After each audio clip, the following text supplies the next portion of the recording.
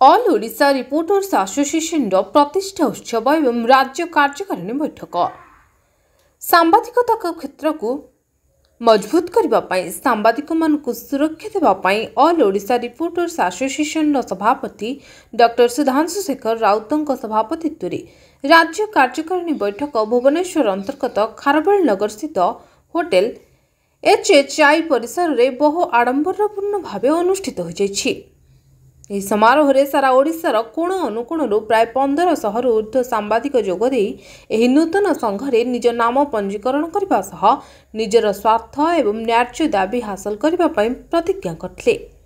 एही कार्यक्रम रे मुख्य अतिथि भावे गंजाम जिला सानखेमुंडी विधायक रमेश जेना जोगदे सांबादिकों एकता मनोभाव को सम्मान देवा सह एही संघर उत्तरोत्तर कामना करते।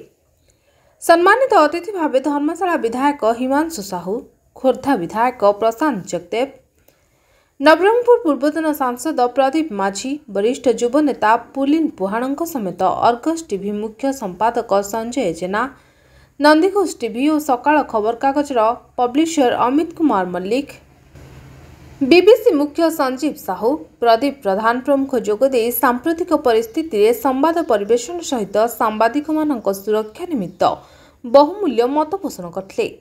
कार्यक्रम प्रारंभ में निमंत्रित अतिथि श्री जगन्नाथ निकट में पुष्पमाल्य अर्पण करने सह दीप प्रज्वलन करने पर ओडिसी नृत्य परिवेषण बेस आकर्षणीय थिला।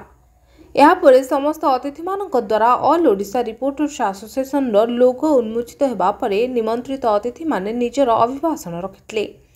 यह कार्यक्रम को संघर साधारण संपादक संग्राम महांती, संघ मैनेजर विमल कुमार राउल, कार्यकारी सभापति बुबा दास और डंबरधर प्रधान प्रमुख परिचालन करथिबा बेले उपस्थापिका भावे तापस्वी निजर दायित्व संपादन करथिले। एही परिप्रेक्षी विशिष्ट व्यक्तिविशेष को सेमानक त्याग तथा समाजसेवा पई पुरस्कृत करा जायतिला। कार्यक्रम द्वितीय अधिवेशन में ओडिशार प्रत्येक जिलूर आसिथिबा सांबादिक मानक नै जिला संघ गठन करी निजर दाबी हासिल करबा पई लड़ाई जारी रखिबाको उपस्थित अतिथि परामर्श दैथिले। ब्यूरो रिपोर्ट मणिभद्रा खबर। निज अंचल टेक्निक खबर उपरे नजर पकांतु। मणिभद्रा खबर संपर्क जनतार। वंदे मातरम।